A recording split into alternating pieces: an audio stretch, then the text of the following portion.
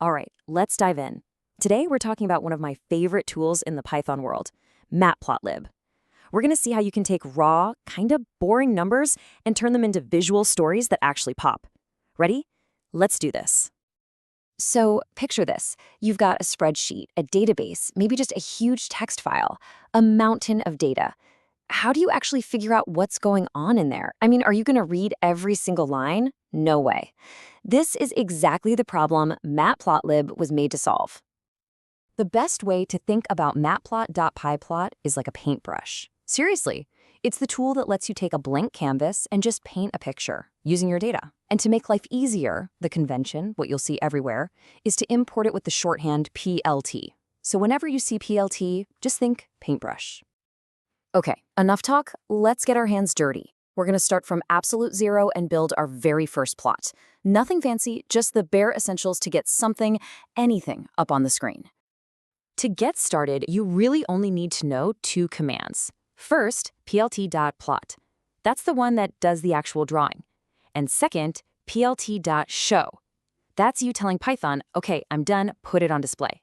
So how does it actually work? Well, it's simpler than it looks. You give plt.plot a couple of lists. The first list is for your points along the bottom, the x-axis, and the second list is for your points going up the side, the y-axis.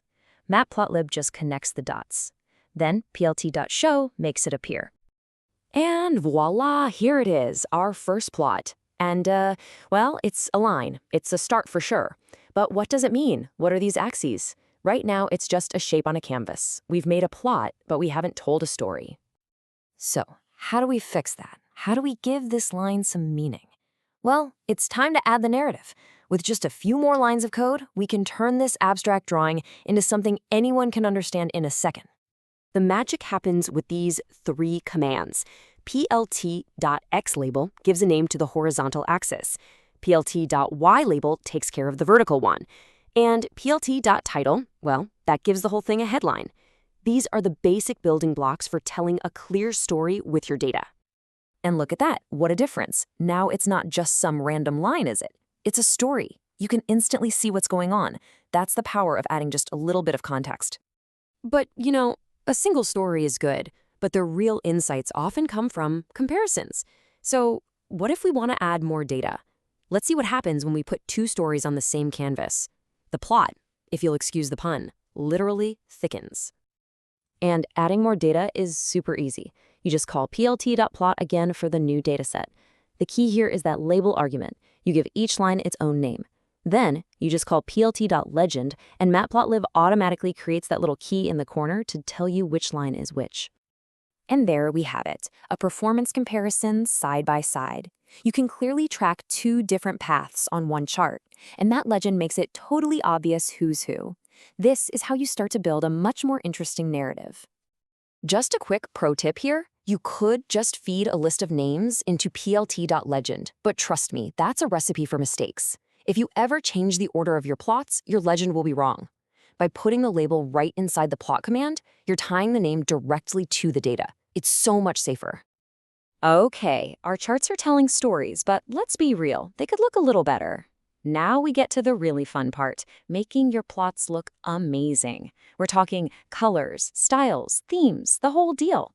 This is where you get to be an artist. You've basically got three main ways to do this. There are quick little format strings for fast changes, more descriptive keyword arguments when you want precise control, and then there are built-in styles that can change the entire look with just one command. We're going to focus on those keyword arguments for now. So check this out. We can use arguments like color to pick any color we want. Line style lets us make the lines dashed or dotted or whatever. And line width, well, that just makes them thicker. Oh, and adding plt.grid, true, throws that grid in the background, which really helps make things easier to read. And boom, look at the results. Now it really pops. The difference between the two players is so much clearer visually. This isn't just about data anymore, it's about good design. It just looks way more professional. But what if you need a great-looking chart like right now? Well, Matplotlib has built-in themes. With just one single line of code at the very top of your script, like plt.style.use ggplot, you can instantly transform the entire look and feel of your plot. It's that easy. And then, there's my personal favorite. For those times when you want to add a bit of fun, a bit of personality, there's a special style for that. If you wrap your code in with plt.xkcd, something really cool happens. And how amazing is this? It's the same data telling the same story, but it looks like it was hand-drawn for a webcomic. It's unique, it's memorable, and it's perfect for when you really want to grab someone's attention. It just goes to show how flexible this library is. Now, we've just learned how to do a lot of cool stuff. But you know how the saying goes, with great power comes great responsibility. So before we wrap up, I just want to leave you with one really important piece of advice. Look at this mess. It's so tempting to just throw all your data onto a single chart. But please remember this, just because you can plot 50 different lines doesn't mean you should.